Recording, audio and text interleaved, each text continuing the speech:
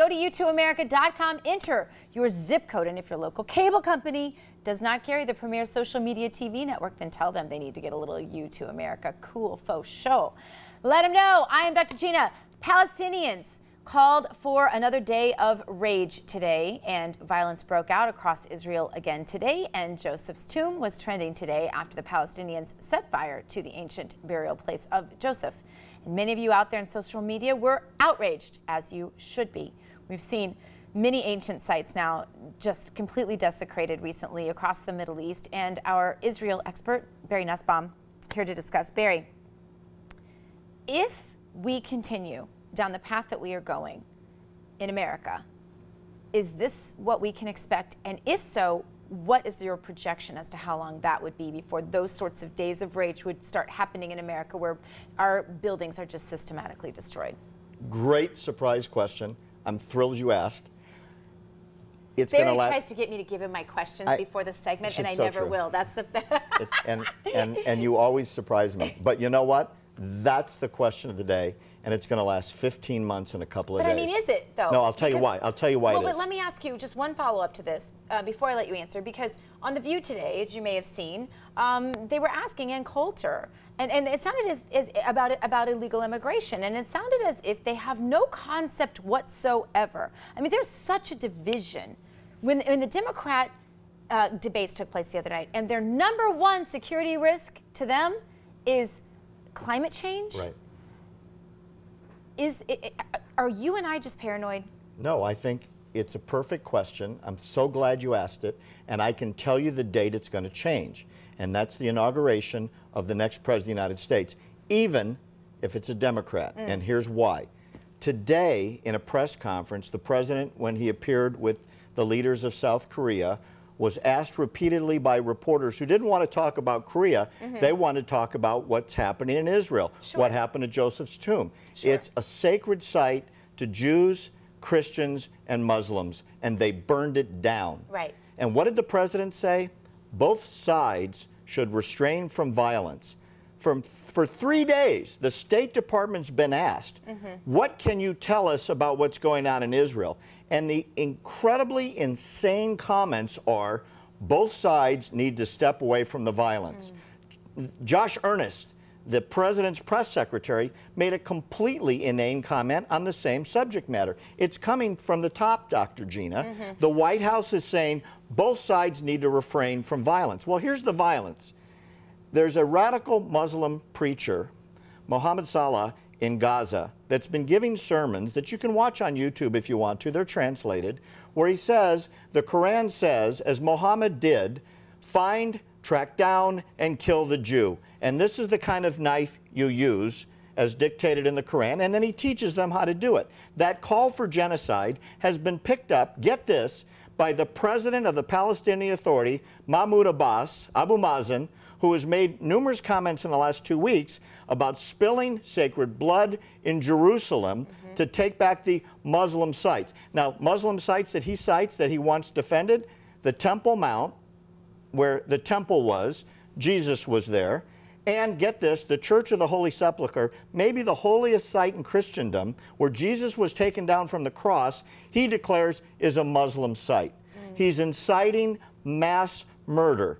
So today, yesterday, the day before, there's hundreds of videos now of Palestinian young men running down the streets with that sacred knife, killing men, women, children, anybody they can find. But Barry, what can stop this? I mean, really, what can stop this? I mean, is this a situation where you think that Netanyahu should have a specific action on these people? Do you think he will? Well, let's imagine it this way. We're in Southern California. If this was happening, say, in Los Angeles or San Diego on main streets, you would see 10,000 troops armed with weapons and bulletproof vests shooting to kill anybody with a knife. The Israelis are being constrained by world opinion that is saying both sides need to step back. You know, there was a joke, sort of a joke, after 9/11, where the Arab press was mischaracterizing 9/11. And the joke was, the way it was reported in the Arab press and in Europe, 10 Arab men killed in plane crashes today in the United States. Those Arab men were the hijackers. Wow. Well, that's the same mischaracterization that's going on in Israel. Men, women, and children walking in the streets are being attacked with knives, guns, and car bombs. Or, in the case yesterday of a crazy Muslim ran into a bus stop and mowed down 3 or 4 people, and the ones that didn't die, he hacked to death. It's on cam. You can see it on the internet. If there was an aggressive response from the rest of the world, Israel wouldn't feel constrained to have 10,000 troops on the street. So within the confines that Benjamin Netanyahu finds himself, what can he do? What will he do? He was speaking today that the gloves are coming off, that they are no longer going to worry about public opinion.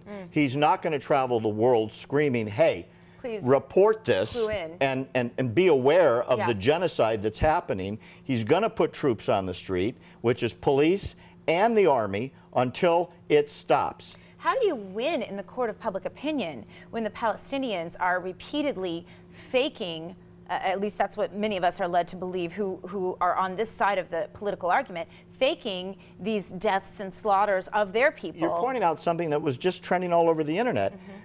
The Palestinian Authority was talking about a young man, a teenager, who was killed by Israeli troops.